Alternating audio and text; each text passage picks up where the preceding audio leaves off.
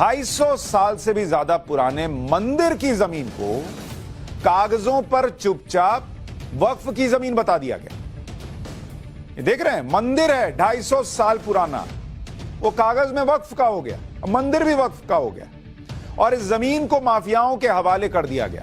आपको याद होगा तमिलनाडु की खबर मैंने आपको दिखाई थी, वहां पूरा गांव वक्फ ने अपने नाम कर लिया था और उसमें भी एक मंदिर था सदियों पुराना, वो भी वक्फ का हो गया था। अब ये लखनऊ से आ रहा है, शिवजी का मंदिर है।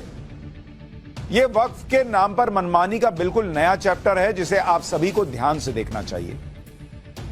मैं जिस मंदिर की बात कर रहा हूं वो लखनऊ के सादतगंज इलाके में भगवान शिव का मंदिर है और इस मंदिर के बारे में दावा है कि ये 150-200 साल पुराना है। इस मंदिर की जमीन 1862 के राजस्व रिकॉर्ड में शिवालय के तौर पर दर्ज है, मतलब डॉक्यूमेंट्स हैं कि 1862 में जो राजस्व का रिकॉर्ड था उसमें यह शिवालय की जमीन है। लेकिन 2016 में इस मंदिर की जमीन को वक्फ की संपत्ति के तौर पर दर्ज कर लिया गया और मंदिर के आसपास की जमीन को भी वक्फ की जमीन पर दर्ज कर लिया गया। ये शिवालय काफी प्राचीन शिवालय है और इस शिवालय की माता दीन रोड इलाके में लगभग 1 बीघे जमीन थी जिसे वक्फ ने अपना बताकर अपनी संपत्ति के साथ उसे भी किराए पर उठा दिया और किराए पर किसी ऐसे वैसे व्यक्ति को नहीं, किसी आम इंसान को नहीं, बल्कि माफिया मुख्तार अंसार की पत्नी आसमा अंसारी के नाम ये संपत्ति किराए पर दी गई। आसमा अंसारी ने इस संपत्ति को बाकी जो रियल एस्टेट के लोग हैं उनको बेच दिया। अवैध रूप से मंदिर की जमीन को वक्फ का बता रहे हो, फिर उसे लैंड माफिया को बेच भी दिया, वहां कॉलोनी भी बना दी गई। और यह सब हुआ 2013 से 2016 के बीच जब उत्तर प्रदेश में समाजवादी पार्टी की सरकार थी।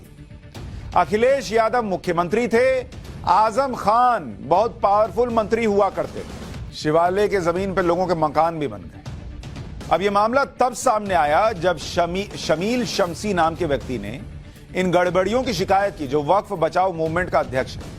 एक बार इस शिकायतकर्ता को भी सुन लीजिए।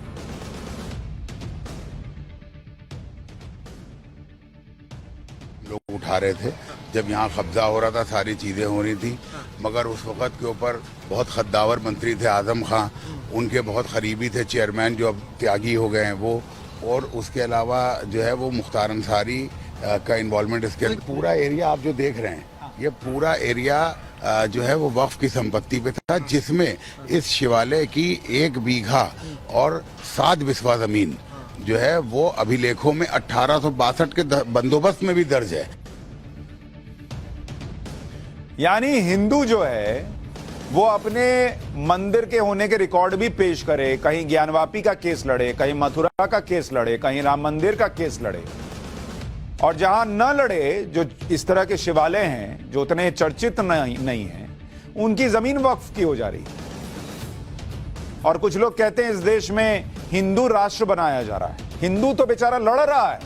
मैं आपको यही बार बार अलग अलग उदाहरण से बता रहा हूं कि वक्फ को इतनी पावर मिली हुई है कि 1862 से कितने ही रिकॉर्ड हों, एक आदमी एक हलफनामा देकर शिवालय की जमीन ले लेता है, वहां पूरी की पूरी कॉलोनी बस जाती है और लोगों को पता ही नहीं चलता, क्योंकि उसके ऊपर यह जिम्मेदारी नहीं है कि वो जमीन जिसकी है उसको बताए।